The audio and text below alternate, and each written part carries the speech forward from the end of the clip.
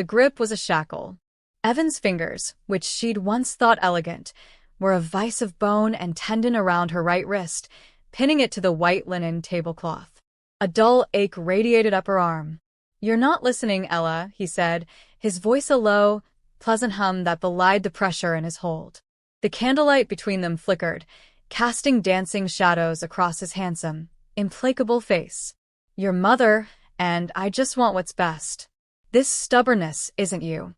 Ella Mathis tried to pull away, a subtle motion she hoped wouldn't draw attention from the other upscale diners at the Monarch. It was futile. Her heart hammered against her ribs, a trapped bird. She could smell his cologne, the same one he'd worn the night she found the texts on his phone. The memory hit her like a physical blow. The crude emojis, the other woman's pet name for him, his casual dismissal. It was just stress relief, babe. It didn't mean anything. She'd ended it that night. But here she was, 2 months later, trapped in a worse purgatory because her mother, Rosie, had pleaded. "One last dinner, for closure. For me." Ella had texted her from the bathroom 10 minutes ago, a silent scream into her phone. "He won't let me leave. I need an excuse. Please call me with an emergency." Her mother's response was a masterclass in dismissal. "Don't be dramatic, sweetheart. Talk to him. Hear him out. Men like Evan don't come along often." The shame was a hot wave. She'd come out of obedience, a reflex ingrained over a lifetime of seeking Rosie's approval. Now, her obedience had become her cage. Evan leaned forward, his grip tightening infinitesimally. "I did the work, Ella. I went to your mother, hat in hand. I apologized to her. I'm apologizing to you. What more do you want? A public grovel?" His smile was thin, devoid of warmth. "You know how these things look. We're the perfect couple. Let's not ruin the image." The image. Her whole life felt like curating an image. The image of a dutiful daughter. The image of a woman who landed a handsome, successful boyfriend. The image of someone who had her life perfectly together. The reality was a splintered mess of doubt and a hollow ache in her chest she couldn't name. Her eyes, stinging with unshed tears, scanned the room desperately, landing not on a potential savior, but on the exit sign above the kitchen doors. Could she just stand up and run? Cause a scene? The thought paralyzed her. Rosie's voice echoed in her head. What will people think? Then, her gaze snagged on a man sitting alone at the bar. He'd been there when she'd fled to the bathroom earlier, a solitary figure with an air of quiet detachment. He was watching them, not with the crude interest of a gossip, but with a focused, analytical intensity. His eyes, dark and unreadable, met hers for a fraction of a second before flicking to Evan's hand on her wrist. A jolt, sharp and electric, went through her. It wasn't recognition. It was something else, an acknowledgement of the silent scream she was broadcasting. Evan followed her line of sight, his posture stiffening. "See something interesting?" he muttered, his thumb digging into the delicate bones of her inner wrist. The pain was a bright, clarifying spark. "No," she whispered, the word tasting like ash. The man at the bar slid off his stool. He moved with a fluid, unassuming grace, his tailored suit suggesting wealth but not ostentation. He didn't approach them directly. Instead, he stopped at the maitre d' station, exchanged a few quiet words, and then, to Ella's confusion, began walking toward their table. Panic, fresh and sharp, joined the cocktail of fear and humiliation in her veins. Was he management? Was Evan causing a scene she hadn't even realized? The man stopped beside their table, his presence creating an immediate shift in the atmosphere. He ignored Evan completely, his attention settling on Ella with a polite, neutral smile. "Ella Mathis? I'm sorry to interrupt your evening." His voice was calm, a deep, steady baritone that cut through the tense silence at their table. Evan's grip loosened in surprise. Ella could only stare, her mind blank. "I hope you'll forgive the intrusion," the man continued, his English precise, accented in a way she couldn't immediately place. "Kim Seongjin. We met briefly at the Global Marketing Conference in San Francisco last spring. You gave a remarkable talk on demographic resonance in luxury branding." She had never been to San Francisco. She had never given a talk at a global conference. Her mouth was dry. She managed a week. Seongjin's smile remained, but his eyes held a deliberate, almost imperceptible intensity. My colleagues and I were just discussing your Lexus campaign concepts. We're across at the private room. I know it's terribly forward, but would you spare us 5 minutes? I believe a mutual perspective could be invaluable for a project we're launching in Seoul. It was a lifeline, woven from sheer fiction and thrown directly into her drowning hands. He was offering her an exit that was professional, flattering, and utterly unimpeachable. A business opportunity. Who would deny that? Not Rosie. Not even Evan, who valued career networking above all. Evan recovered first, his social mask snapping back into place. He released her wrist at last, the sudden absence of pressure making the throbbing more pronounced. A marketing conference? He said, his tone light but edged with suspicion. Ella, you didn't mention that. It was a while ago, she stammered, her eyes locked on Seongjin's. In his gaze, she saw no expectation, only a quiet, patient offer. Take it. Seongjin gave a slight, apologetic nod to Evan. My apologies again for the interruption. It's just, her insights were so memorable. He looked back at Ella. Only if you're available, of course.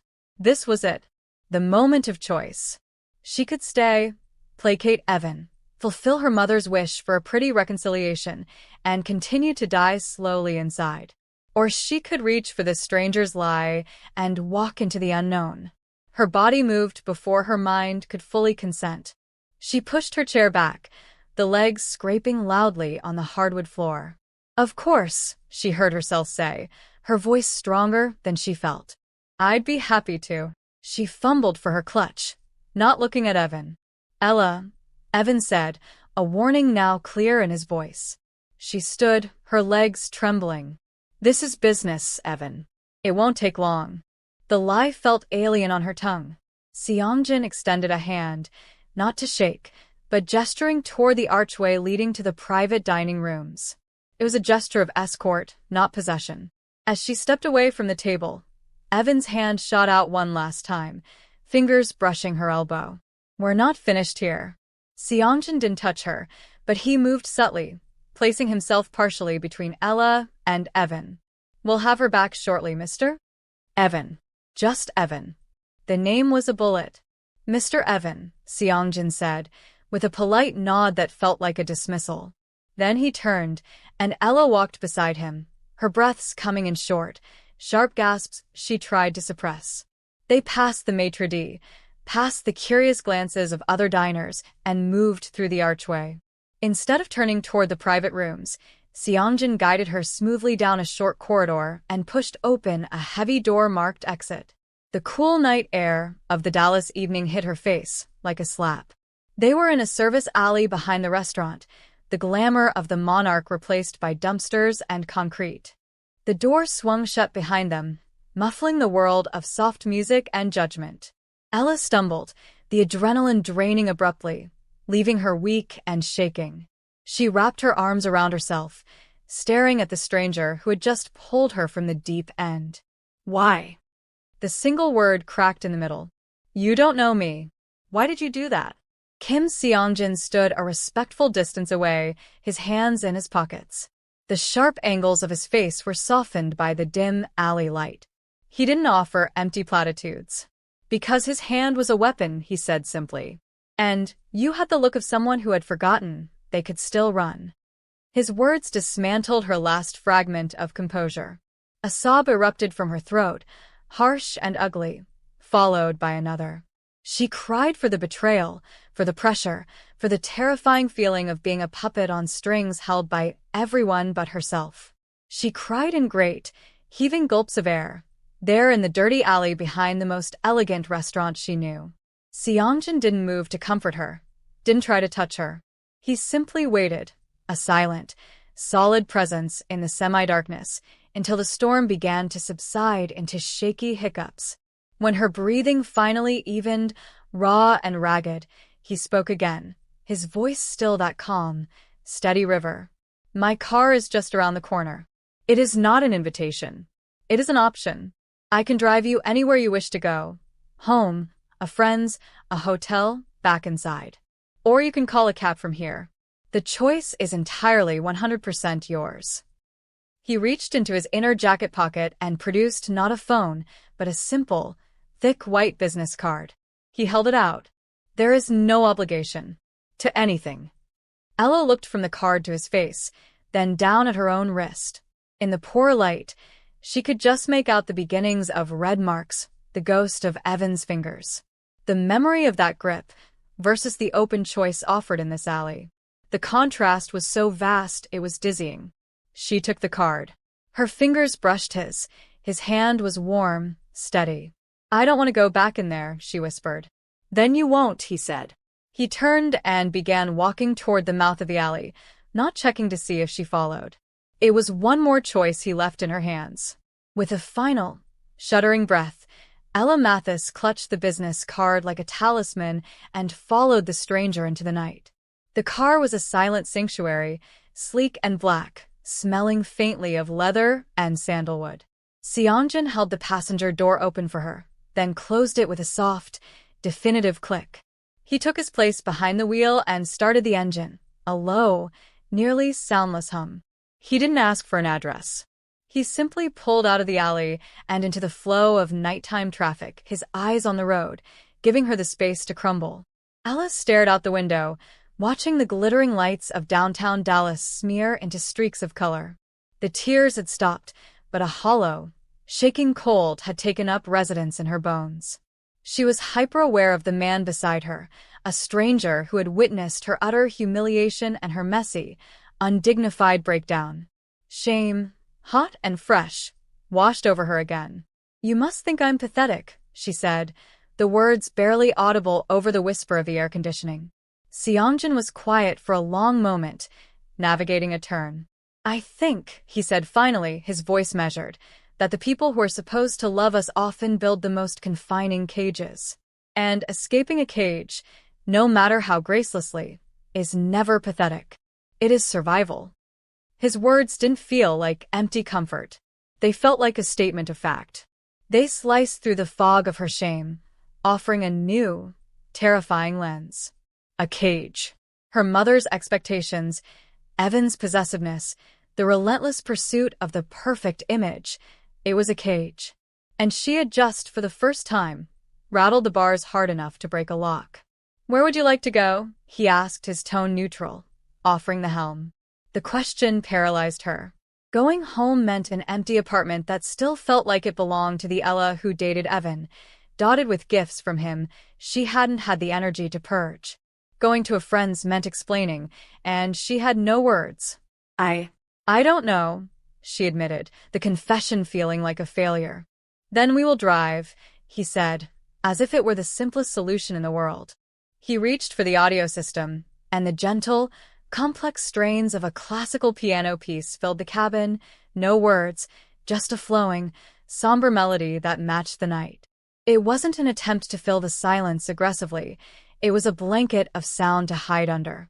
They drove in that silence for 20 minutes, leaving the bright core of the city for quieter, tree-lined streets. The order of his actions, the rescue, the space to cry, the patient drive, disarmed her completely. This wasn't how men behaved in her experience. Evan would have been demanding gratitude, or worse, leveraging the moment to establish a new form of control. This man demanded nothing. He was simply there. Why did you really do it? She asked again, turning from the window to look at his profile. In the intermittent glow of passing streetlights, he looked both younger and impossibly weary. You said his hand was a weapon. That's not most people wouldn't have seen that. Or they would have looked away. Seongjin's fingers tightened slightly on the steering wheel, a minute crack in his composure. He drove for another block before speaking. 2 years ago, he began, his voice lower now, my cousin me was pressured into a marriage. A good match. A safe choice for the family. He paused, and the pain in that pause was a living thing in the car. The man was a respected heir from an excellent family.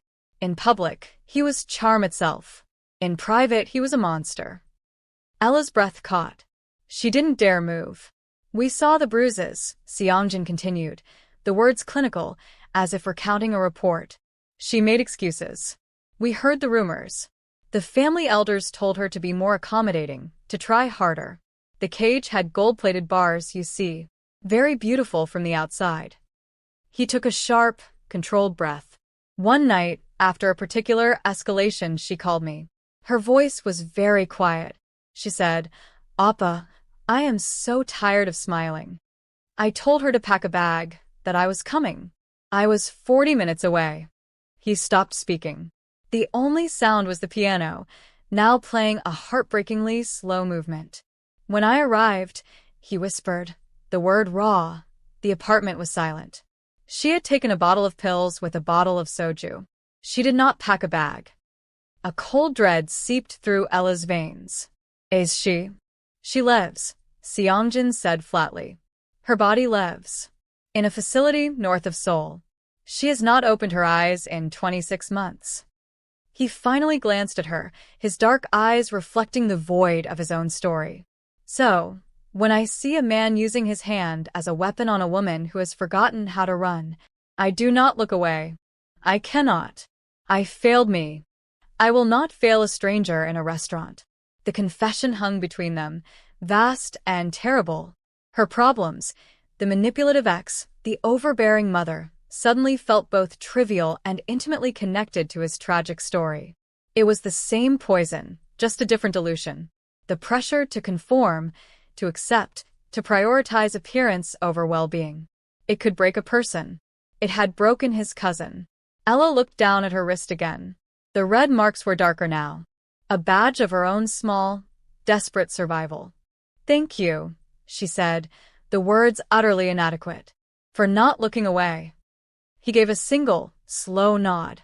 After another few minutes of driving, he spoke again, his voice back to its calm steadiness. "I will take you home now. You are safe for tonight. Tomorrow will bring its own challenges." It was a statement of fact, not a prediction of doom. He navigated to her apartment building, pulling into a visitor spot. He put the car in park but left the engine running, a clear signal that he would wait until she was safely inside. Ella unbuckled her seatbelt, clutching his business card. "Kim Seongjin." She read his name softly. "Most people call me SJ, he offered, a slight, almost reluctant softening at the corner of his mouth. "Ella," she said, though he already knew. "Ella," he repeated, and her name and his accent sounded like a new word. "Sleep well." She slipped out of the car and walked to her building's entrance, feeling his gaze on her back until the glass door swung shut behind her. The silence of her apartment was overwhelming. For the first time, it didn't feel empty. It felt like a refuge she had fought for. She sank onto her couch, staring at the simple white card in her hand. It bore only his name, a Korean phone number, and an email address. No company logo. No title. The enormity of what she had done crashed over her. She had walked out on Evan. She had defied her mother. She had gotten into a car with a stranger who had ties to a tragedy so profound it stole the air from her lungs. And yet, for the first time in months, the hollow ache in her chest was filled with something else, a fragile, shimmering sense of possibility. It was shattered at 8:07 the next morning by the violent buzzing of her doorbell, followed by the rapid pounding of a fist on wood. Ella, already awake and nursing a coffee, knew who it was before she looked through the peephole.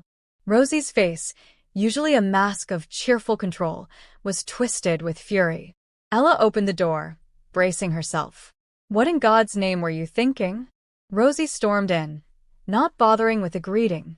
She was dressed for her charity board meeting, a sharp-sheathed dress and pearls, which made her rage seem even more surreal.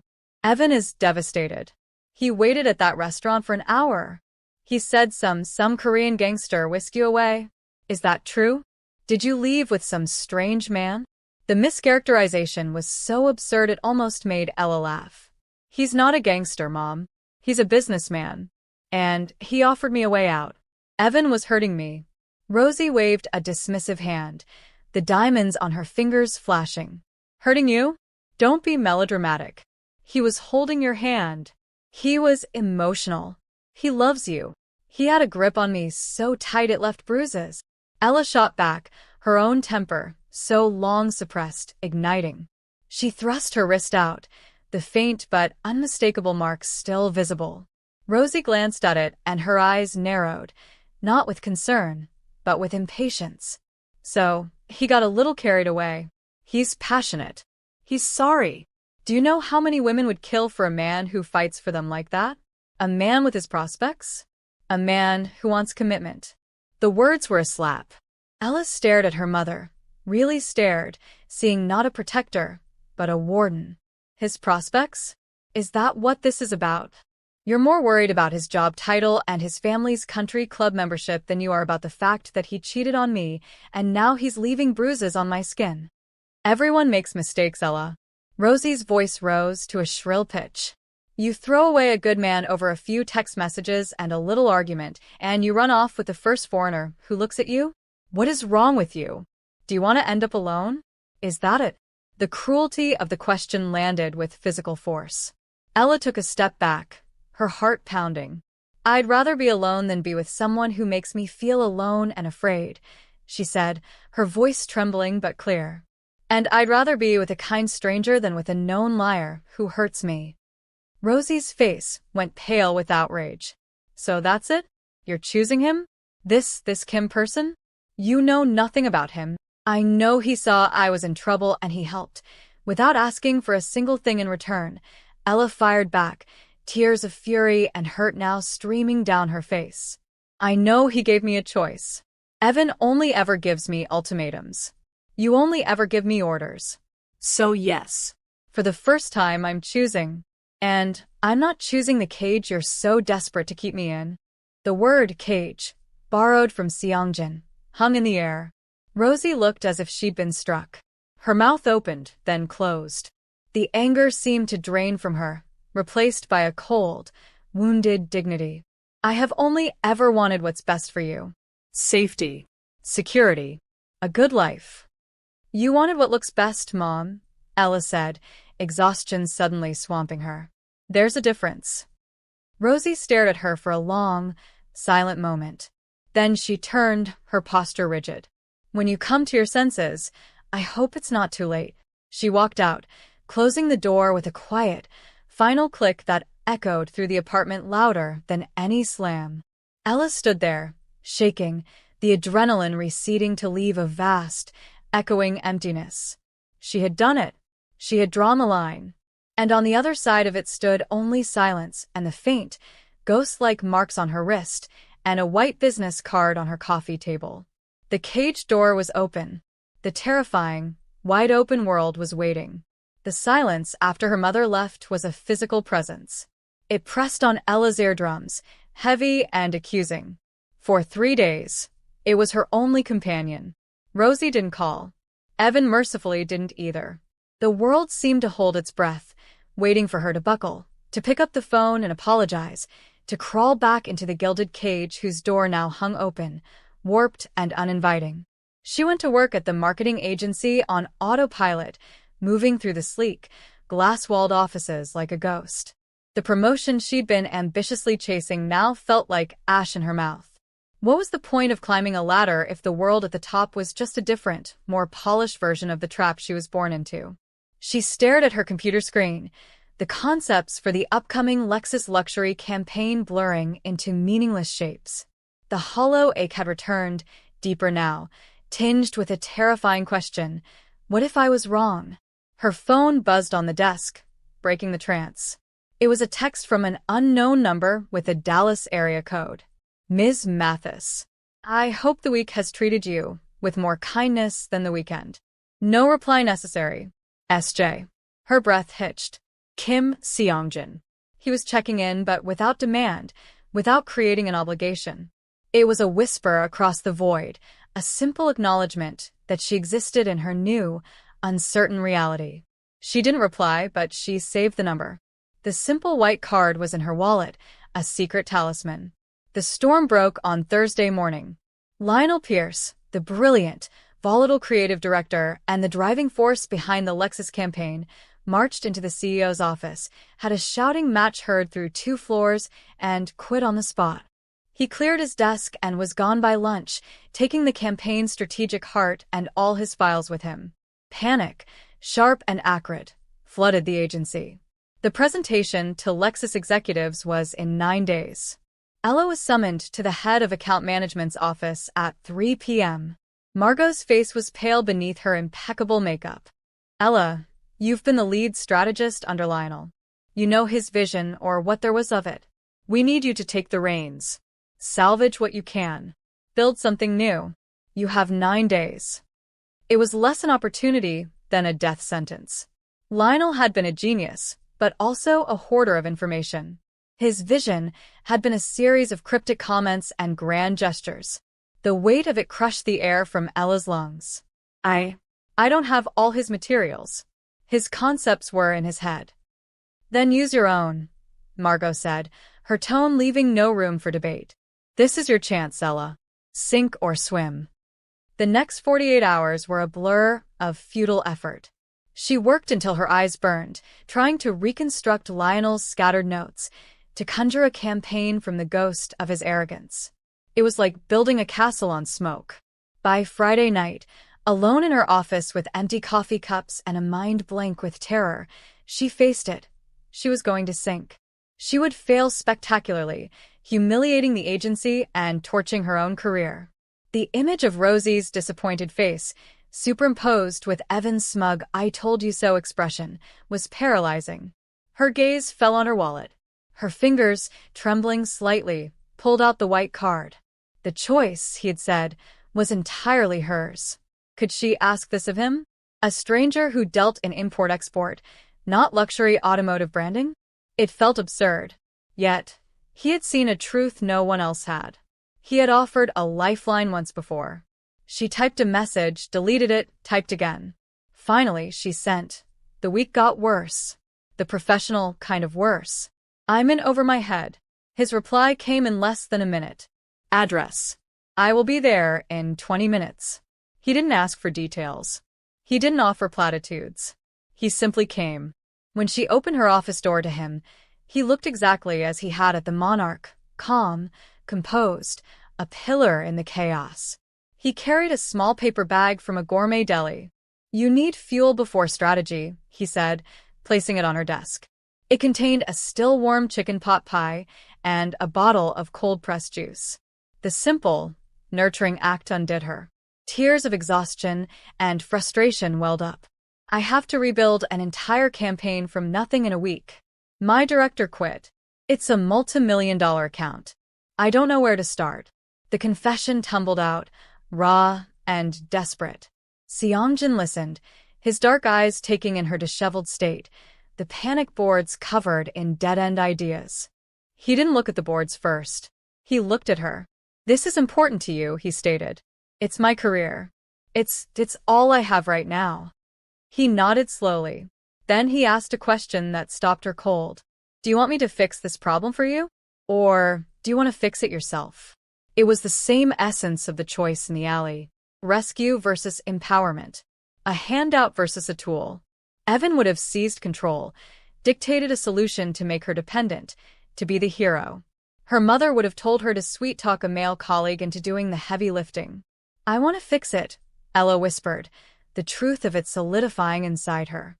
I don't know how. A faint, approving smile touched his lips. Good. Then we begin. He finally turned to the panic boards, studying the fragments. Tell me about Lexus. Not what Lionel said. What do you believe they are selling? Not a car. A feeling. It was the first right question anyone had asked. For the next 5 hours, they worked. Seongjin did not give her ideas. He was a relentless questioner, a strategic scalpel. Why that demographic?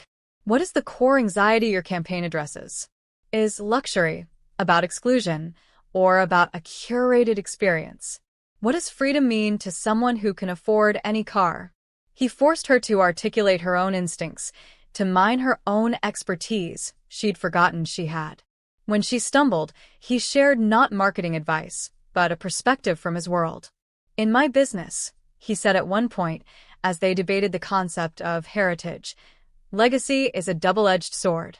It is both your greatest asset and your most confining prison. The trick is to honor the weight of it while forging something new enough to cut your own path. Perhaps Lexus is similar. His words sparked a cascade of connections in her mind. The campaign concept began to shift from Lionel's cold, tech-centric spectacle to something deeper, more emotional. Forged legacy. It spoke to self-made success, to honoring one's journey while designing the road ahead. It was bold, mature, and entirely her own. They worked until dawn, a whirlwind of shared focus. He fetched more coffee. He played quiet, instrumental music that kept her brain from fraying. He was a partner in the trenches, not a general commanding from above. As the first gray light touched the windows, Ella stood before a new, coherent board. The presentation narrative was clear. The visuals were sketched. It was brilliant, and it was hers. "You did this," Seongjin said, standing beside her, his voice soft with fatigue and something like respect. "We did," she corrected, meeting his eyes. The gratitude that swelled in her was immense, but it wasn't the desperate, clinging gratitude of a rescue. It was the profound, clean gratitude for someone who had believed in her capacity enough to help her find it herself. The following week was a grueling marathon of execution, but she ran it with a newfound certainty. The day of the presentation arrived. In the sleek Lexus boardroom, under the critical gaze of stern executives, Ella began to speak. She saw Margot holding her breath. And then, as she unfolded the forged legacy concept, she saw their postures change. Leaning in, nodding.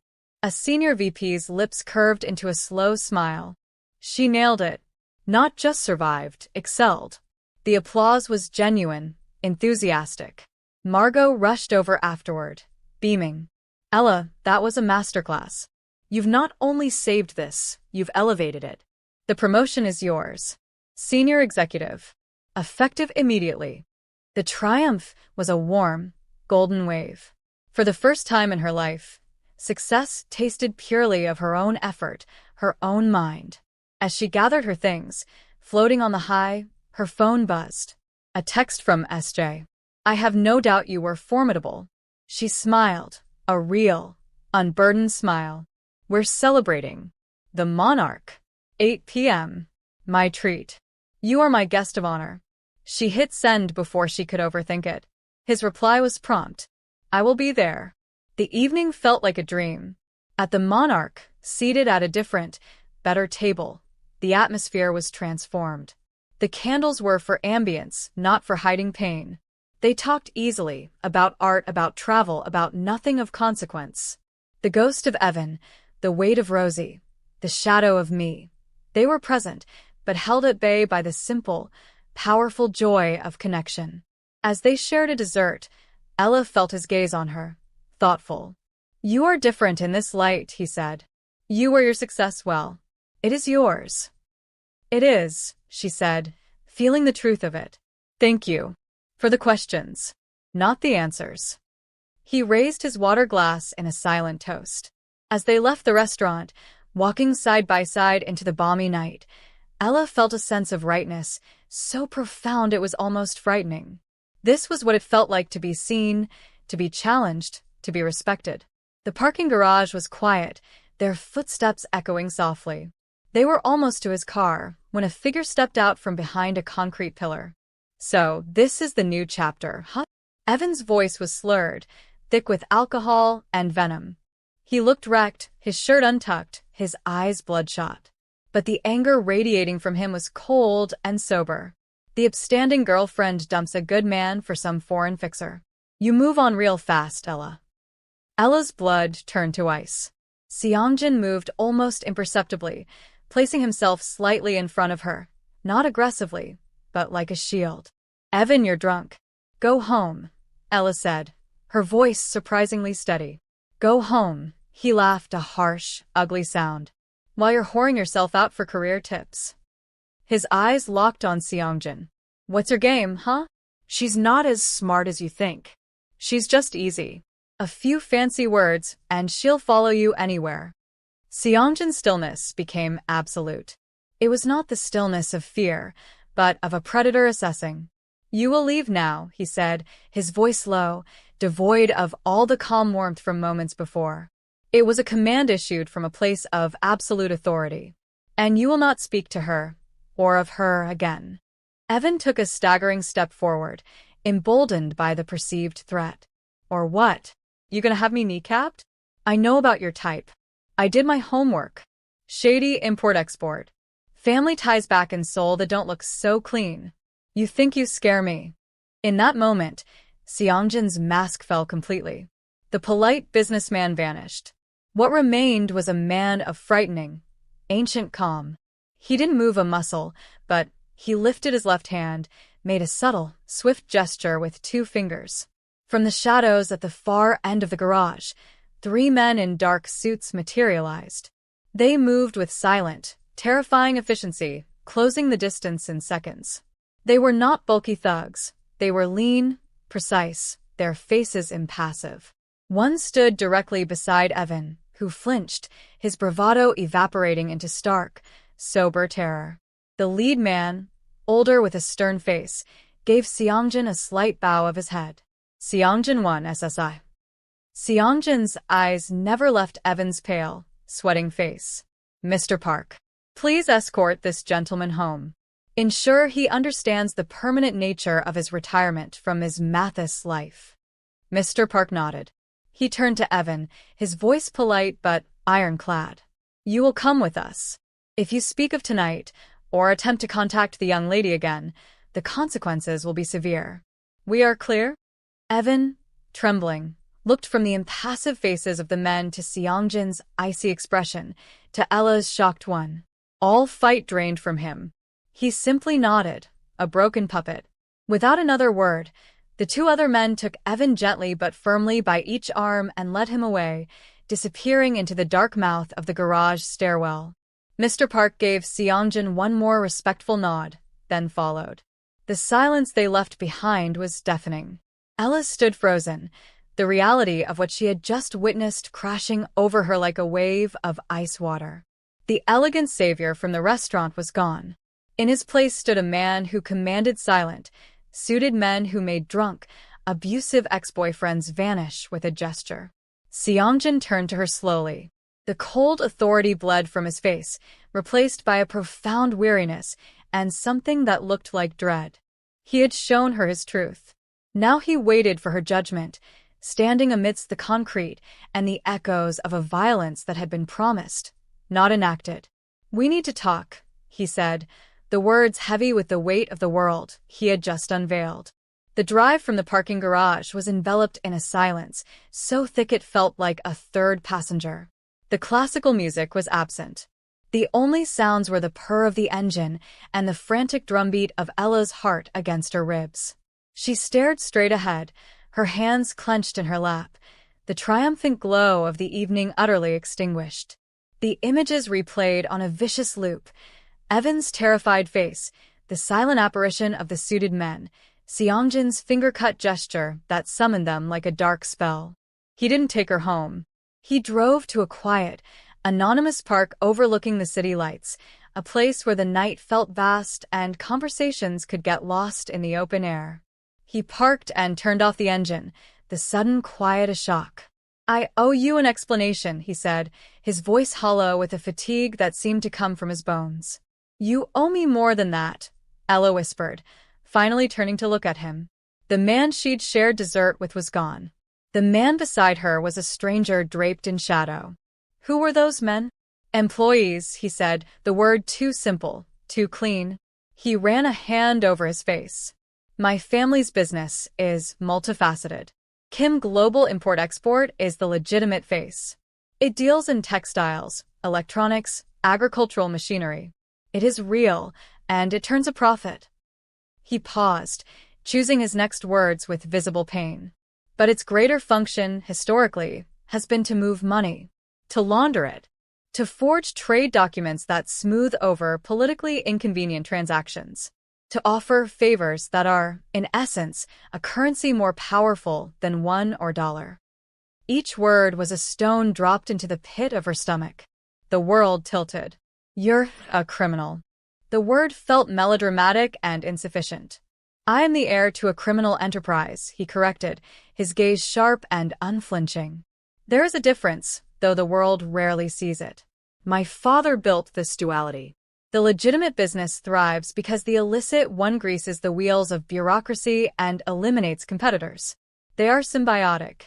I was raised to take over both. Ella's mind recoiled. This was the stuff of movies, of late-night cable thrillers. Not of her life. Not of the man who'd asked her thoughtful questions about luxury anxiety and brought her chicken pot pie. The men. Mr. Park. Mr. Park manages the legitimate warehouse operations. He is also my most trusted lieutenant. The men with him are security. Their role is to protect the business's interests. Sometimes that means unloading a shipping container. Sometimes it means ensuring a loud, violent man does not threaten someone under my protection. He looked at her, his eyes begging her to understand a terrible calculus. Evan was a drunk fool, but he was a fool who had hurt you and was threatening to do so again. In my world, we do not call the police. We handle problems directly, finally, and with a message that is understood. You handled him, she said, the implication making her nauseous. We escorted him home and explained the new rules of his life. He is unharmed. He will remain so, as long as he obeys. Seongjin's jaw tightened. This is the reality, Ella. This is what I try to shield you from by simply giving you a card and walking away. But you shone so brightly tonight. And that fool stepped into the light you created and tried to smash it. I could not stand by. The confession was a torrent, pulling her under. She thought of the tragedy of his cousin Me, the unbearable pressure of a good family. His world wasn't just dangerous, it was a gothic landscape of duty, legacy, and horrific moral compromise. And you? Can you walk away? The question hung in the air. His silence was her answer. After a long moment he spoke, his voice thick. My father is a traditional man. The empire is his life's work. My younger brother is not suited to this life. His mind is elsewhere, kinder. If I walk away, the structure collapses. The legitimate business fails, putting hundreds of innocent people out of work. The illicit one falls into the hands of less scrupulous relatives or rivals. The violence would be worse. The choice is not between crime and a white picket fence. It is between managing the darkness I know and unleashing a greater darkness I cannot control. He opened his car door. Come.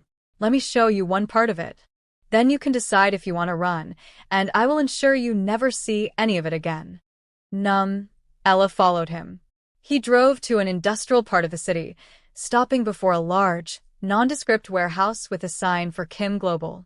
It was after midnight, but the place was brightly lit, humming with activity.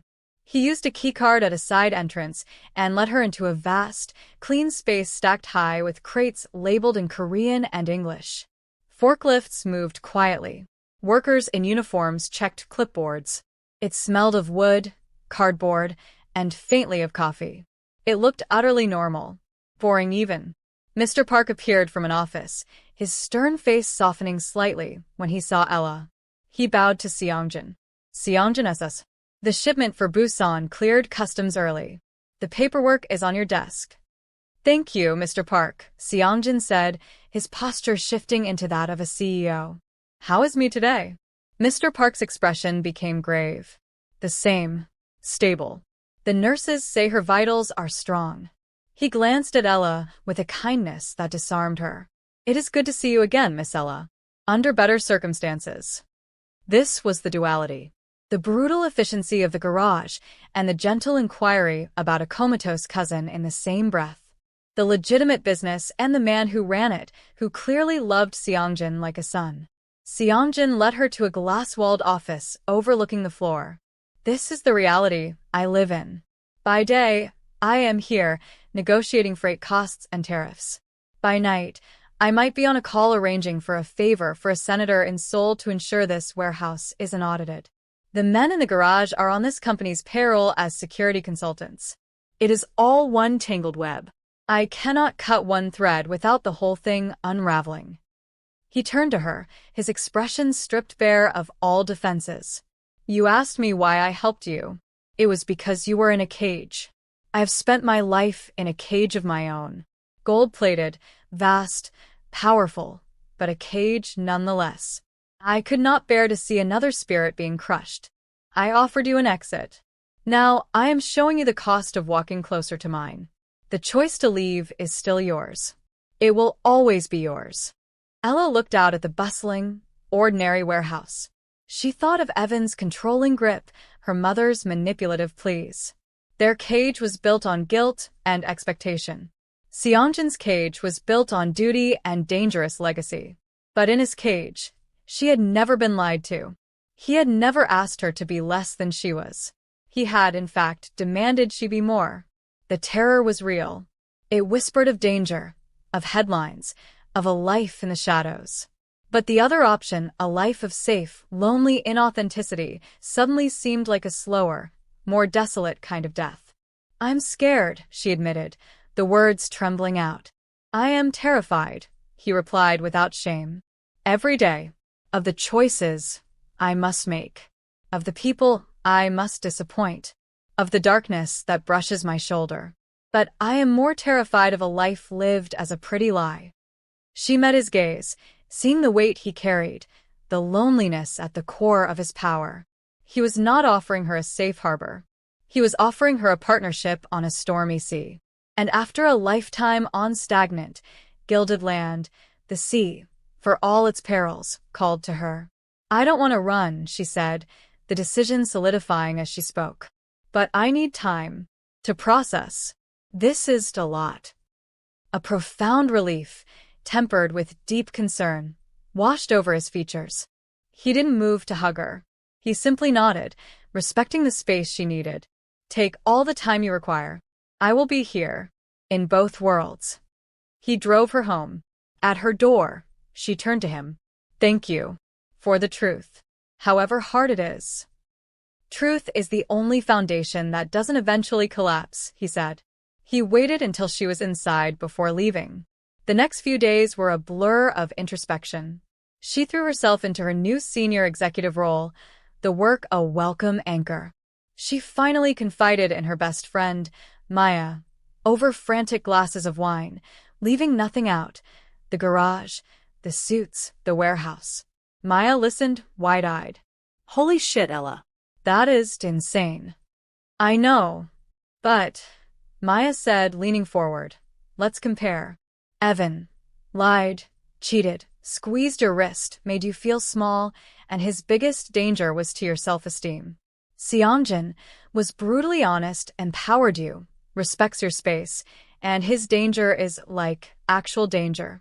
From shadowy forces. You're not helping the fear part, Ella groaned. I'm getting to the point. Evan's cage was pretty. It had social approval and your mom's blessing. But you were starving in it.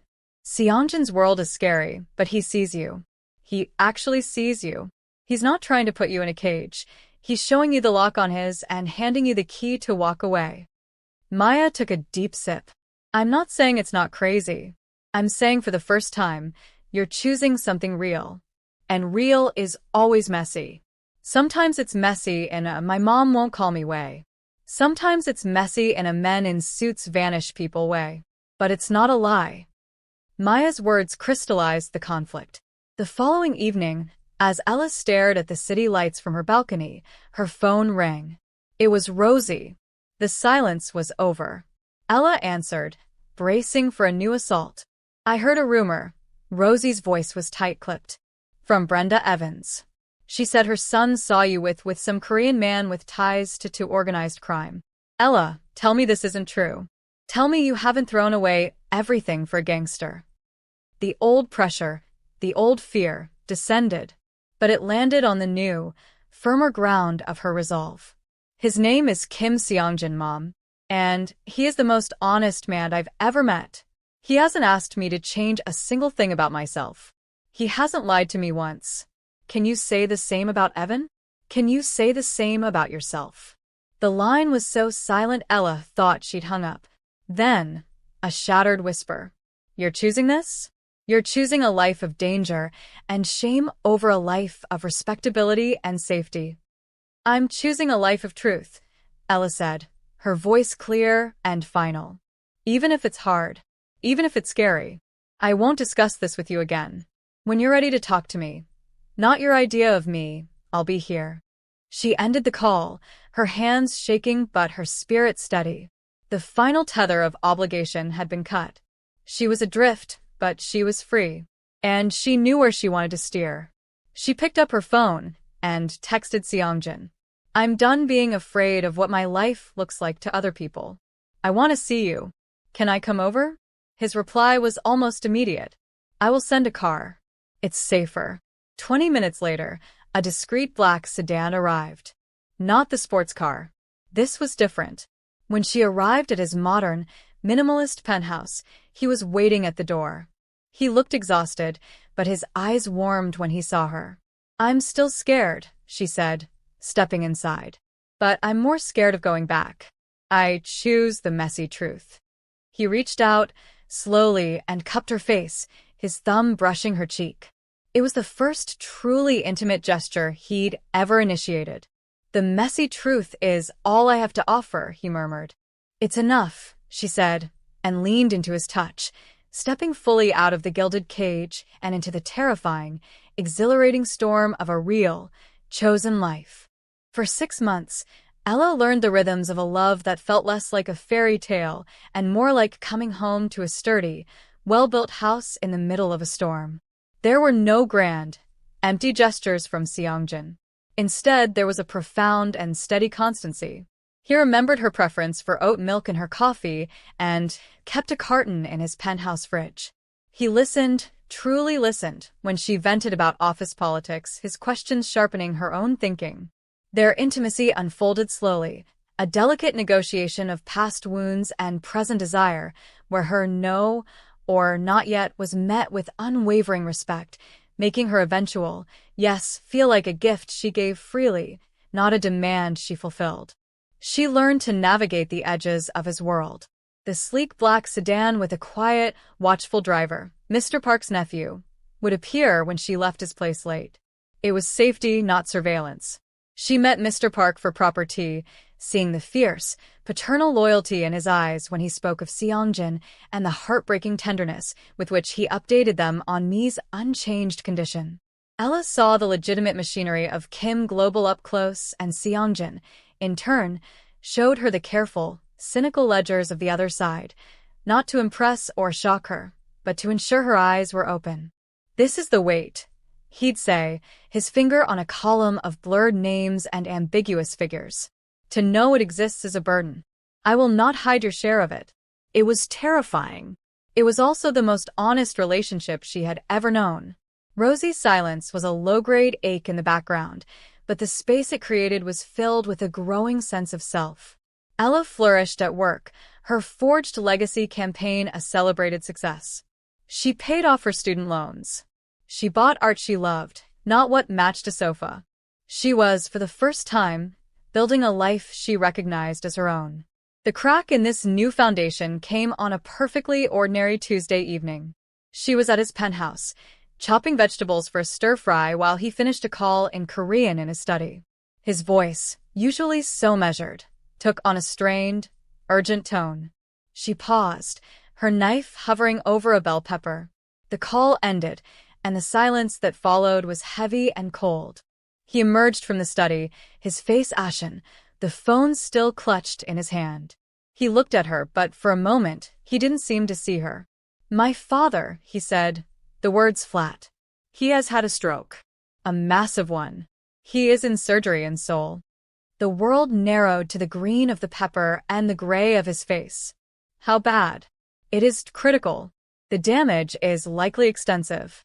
He sank onto a stool at the kitchen island, the picture of a man whose foundations had just been seismically shifted.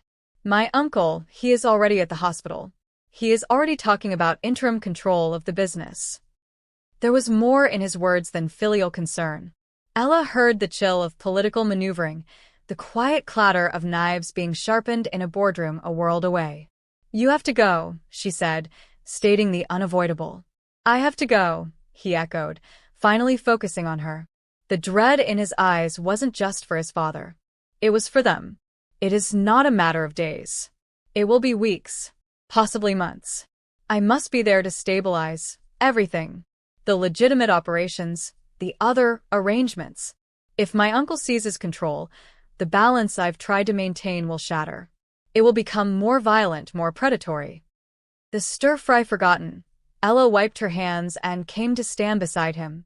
She placed a hand on his back, feeling the tension coiled in his muscles. Then you go. You do what you have to do. He turned and grasped her hands, his grip tight, almost desperate. Ella. This changes things. I will be living in Seoul for an indeterminate period. The distance is not just geographic. It is a chasm of time zones and crisis management. I will be immersed in the very heart of the world I've tried to shield you from. He searched her face. I will not ask you to wait. I will not ask you to endure this separation, this shadow life. It is too much. His words were a door swinging open, offering her an easy, clean, and devastating exit. The safe choice. The choice everyone would expect her to make. The thought of him leaving, of the silence returning to her apartment, of regressing to a life before his calm presence, was a physical pain. But the thought of the chaos awaiting him, of the danger and the pressure, was terrifying. What are you asking me, Seongjin? I am asking you if this, he gestured between them, is worth the profound uncertainty, the loneliness, the complexity. I cannot offer you a normal life. I can't even offer you a life in the same city. All I can offer is a promise that you are my truth in the middle of the lie I have to live. And that is a poor offering for what you would have to endure. They talked through the night, the vegetables wilting on the counter. They dissected the practicalities, the 14-hour time difference, the opaque nature of his work there, the sheer, grinding duration. He was scrupulously, brutally honest, painting the worst possible picture to give her every reason to leave. As dawn bled into the sky, he took her to the one place in Dallas that felt big enough to hold the enormity of a decision, the observation deck of Reunion Tower. The city spread beneath them like a circuit board of possibilities. The wind whipped at their hair. I could split my time, he said, the first thread of hope he'd allowed himself to spin. Once things are stabilized, I could perhaps come here for a week each month. You could visit Seoul. It would not be easy. It would be a patchwork life. Ella looked out at the sprawling city, thinking of all the safe, easy paths she could take. She could walk away now, nurse her broken heart, eventually find a nice, uncomplicated man her mother would approve of. She would be secure. She would be bored. She would spend the rest of her life wondering about the man who saw her and the love that asked her to be brave. She thought of me, who chose oblivion over a gilded cage. She thought of herself at the Monarch, choosing the terrifying alley over the familiar table. She turned to him. Before you, my life was a series of choices I made for other people. They were safe, and they made me feel dead inside. Her voice was clear, carried away by the wind. You showed me what it means to choose something real. Real is scary. Real is complicated. Real sometimes means your boyfriend has to go manage a criminal empire on the other side of the planet. A tear escaped, tracing a cold path down her cheek. I'm terrified, but I choose the real thing. I choose the patchwork. I choose you. The relief that broke across his face was tidal. He didn't kiss her. He rested his forehead against hers, a gesture of sheer, overwhelmed gratitude. I will build a bridge across this chasm, he vowed, his whisper fierce. I will not let you fall. The next 48 hours were a whirlwind of grim preparation. Ella helped him pack, the act domestic and surreal. She learned which suit bags held armor for boardroom battles and which contained softer clothes for hospital vigils. Mr. Park arrived, his presence a reminder of the loyalties and dangers that would surround Seongjin. At the airport, in the hushed, exclusive lounge, the goodbye was quiet. No dramatic speeches. He held her face in his hands, his thumbs brushing her cheeks. You are my courage, he said. You are my truth, she replied. And then he was gone, disappearing down the jet bridge to a Boeing 777 that would carry him into the heart of the storm. The loneliness was instant and cavernous. The first week was the hardest. Her apartment, once a refuge, felt like a museum of a life that was on pause. She threw herself into work with a manic intensity. They established a routine. Her early morning was his late evening. A FaceTime call would connect, his face often drawn with exhaustion. The lighting sometimes harshly fluorescent from a hospital corridor, sometimes soft from his sole apartment. "How is your father?" she'd ask. "The same. A mountain that will not wake," he'd say, the grief etched beside his eyes. "How is the business?" "A nest of snakes. But I am cutting off their heads, one by one." The coldness in his voice when he spoke of it was new, and it chilled her. Their conversations were a lifeline, but they were also fragments. She told him about her promotion to VP, the excitement muted by distance. He listened, a small smile touching his lips. "I knew you would conquer your world," he said. "It gives me strength to conquer mine." She sent care packages, his favorite Dallas barbecue sauce, a soft cashmere scarf for the Korean winter, silly memes printed out. He sent digital photos, a serene temple garden, a bustling night market, a single, perfect peach on a plate with the note, "It made me think of your smile." It was a relationship sustained by willpower and Wi-Fi. There were missed calls, misunderstandings born of fatigue, and nights where the silence felt like it would swallow her whole. She went to parties with Maya and came home to an empty bed, aching for the solid comfort of his presence. After 3 months, the grueling work paid off. Seongjin's voice held a note of hard-won victory. "The board is secured. The legitimate operations are under my sole control. The other ventures have been restructured. They are contained for now. My uncle has been persuaded to retire to Jeju Island." She didn't ask what persuaded meant. Some truths were better carried by him alone. "When?" was all she asked, her heart in her throat. "I can come for a week. Next month." The countdown was agony. When the day finally arrived, she met him at the airport. Seeing him walk through the arrival's door, thinner, older in his eyes but with a new, unshakable steadiness, stole her breath. They didn't speak. He dropped his bags and pulled her into an embrace that fused the months of separation into a single, perfect point of contact. He smelled of airplane and soul and home. That week was a glimpse of their patchwork future. It was intensely normal and intensely precious. They cooked. They walked. They slept late. They talked for hours. The digital distance finally collapsed. He was different, more decisive, quieter, the weight of ultimate authority now fully settled on his shoulders. But with her, the essential core of him, the man who saw her, remained. On his last night, as they lay tangled in her sheets, he spoke into the darkness. "It will not always be like this.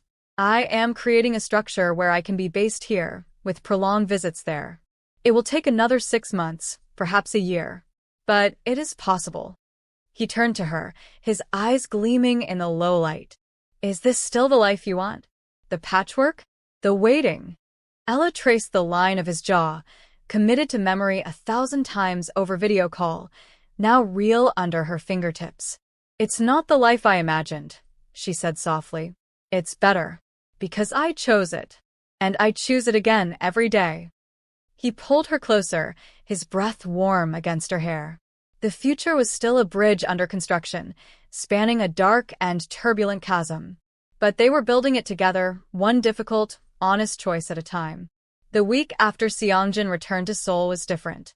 The ache of separation was still there, a familiar hollow under her ribs, but it was no longer a yawning chasm of despair. It was a space filled with the concrete reality of their plan, with the memory of his touch still warm on her skin, with the quiet certainty of their shared goal.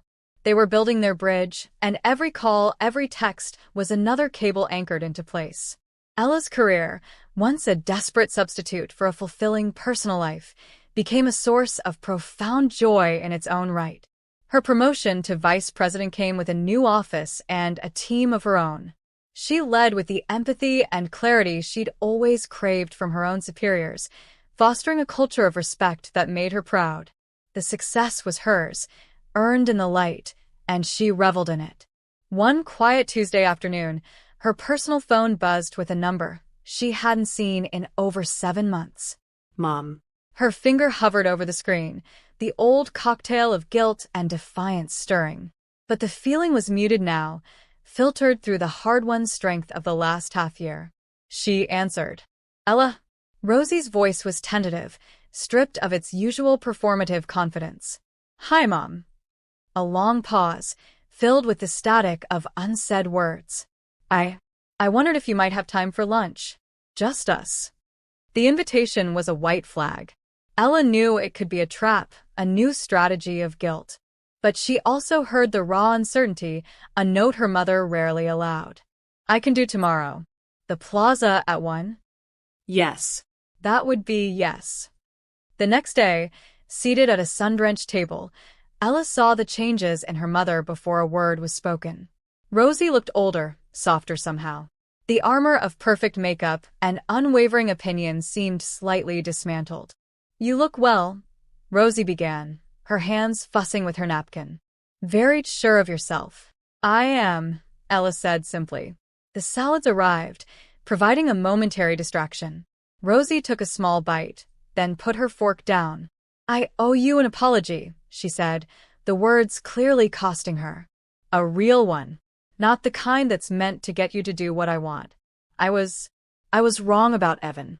Terribly wrong. I saw the security, the status, and I called it love. I was so afraid of you being alone, of me being alone, that I tried to make you fit into a life that was hurting you. Her eyes, finally meeting Ella's, were shiny with tears. When you walked away from that dinner, I was furious because you were rejecting the future I had mapped out for you. But you were being brave. Braver than I've ever been. Ella sat very still, letting the words settle. This was the acknowledgement she'd stopped hoping for. Thank you for saying that. This man, Seongjin, Rosie continued, her voice hushed. He called me. Ella's breath caught. He what? 3 weeks ago. He asked for a moment of my time. He was very formal, very respectful. He told me he understood my fears. He said he would never ask me to approve of his world, but he wanted me to know his intentions toward you. He said, she dabbed at her eyes with the napkin. He said his goal was not to take you away, but to help you become the most complete version of yourself. And that he would spend his life ensuring you always felt free, even while he loved you. Rosie shook her head, a bewildered, sad smile on her lips. No one has ever spoken to me like that. Not your father, certainly not Evan. He saw my fear, not as something to defeat, but as something to acknowledge. He asked for nothing. He just informed me, as an equal. Ella's heart swelled, a painful, beautiful pressure. He had built a bridge to her mother, too, without her even knowing. I still don't understand the world he comes from, Rosie admitted. And it scares me. But I believe him when he says he loves you. I can hear it. And I can see what his love has done for you. You're whole. So my apology is also for judging what I refuse to see. It wasn't a full endorsement. It was something better, a respectful truce. A recognition of Ella's sovereignty over her own life. They finished lunch with careful, hopeful conversation about work, about mutual acquaintances, about nothing of great importance, and everything of great significance. 2 months later, Seongjin's scheduled return was preceded by a cryptic message, pack address. The Monarch, 8 p.m. A celebration. Her pulse fluttered. A celebration of what? His successful restructuring? Their endurance? She chose a simple, elegant emerald green dress, a color of growth and renewal. The black sedan picked her up. When she arrived at the Monarch, the maitre d' led her not to the main dining room, but to the secluded private terrace she'd only glimpsed before. It was a jewel box of a space, open to the starry sky, lit by 1,000 tiny fairy lights and a single candle on a table set for 2. The city glittered below. Seongjin stood by the railing, turned as she entered. He looked more at peace than she had ever seen him. The harsh lines of stress were softened.